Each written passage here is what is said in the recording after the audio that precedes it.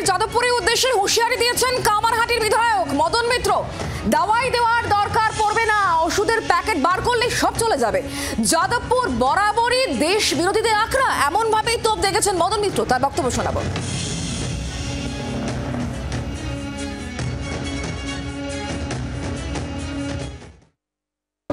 দেশ বিরোধী একটা রাজনৈতিক দলের আখড়া ছিল বহুদিন থেকেই।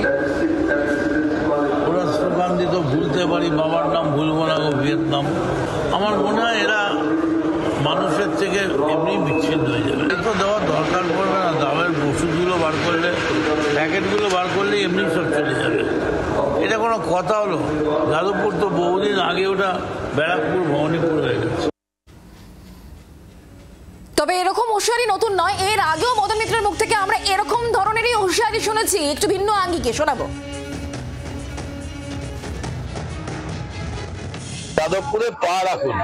আমি বললাম নিজের বাড়িতে আপনারা পা রাখতে পারবেন কিনা, পাড়ায় খবর নিন। আমার মনে হচ্ছে পরিস্থিতি যেদিকে যাচ্ছে, মাঠে নামতে জার্সি পরার ঘরে গেলেই যথেষ্ট। তৃণমূল জার্সি পরতে যাচ্ছে, এটা শুনলে এমনি বন্ধ হয়ে যাবে। মদন মিত্রের দুটো বক্তব্য আপনাদেরকে শোনালাম। মদন মিত্র যে হুঁশিয়ারি, এই হুঁশিয়ারি নিয়ে আমরা একটু প্রতিক্রিয়া নেওয়ার চেষ্টা করব, কথা বলবো। এসএফআই এর রাজ্য সম্পাদক দেবাঞ্জন এই মুহূর্তে আমাদের সঙ্গে রয়েছেন টেলিফোন লাইনে। দেবাঞ্জন, মদন মিত্র তিনি আবারও হুঁশিয়ারি দিচ্ছেন, তিনি বলছেন যে দাওয়াই দেওয়া দরকার পড়বে না, ওষুধের প্যাকেট বার করলেই সব চলে যাবে, সব ঠান্ডা হয়ে যাবে। কি বলবেন আপনি? সৌগত রায়, মদন মিত্র, আবার দিলীপ ঘোষও কিছু কথা বলেছে। এই প্রত্যেক দিন তৃণমূল এবং বিজেপির যে সমস্ত নেতা মন্ত্রীরা সিকিউরিটির বলয়ের মধ্যে থেকে, নিরাপত্তার বলয়ের মধ্যে বসে, বাড়িতে বসে এইসব লপচপানি দিচ্ছে, এতে রাজনৈতিক পরিস্থিতিটাকে আরো হচ্ছে যে কদর্য করে দিচ্ছে এরা।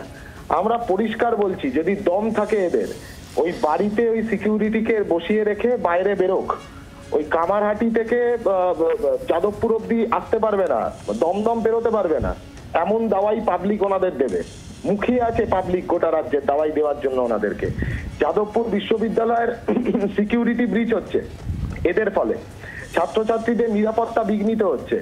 আমি যাদবপুর বিশ্ববিদ্যালয়ের ছাত্রছাত্রীদের কাছে আবেদন জানাবো, এই ধরনের যারাই এই ধরনের মন্তব্য করছে, হুমকি দিচ্ছে, হামলা করবার হুঁশিয়ারি দিচ্ছে, তাদের সকলের বিরুদ্ধে যাদবপুর বিশ্ববিদ্যালয়ের ছাত্রছাত্রীরা ঐক্যবদ্ধভাবে এফআইআর দায়ের করুক, মামলা করুক। আমরা সবাই একসাথে আছি, আমরা সবাই পাশে আছি।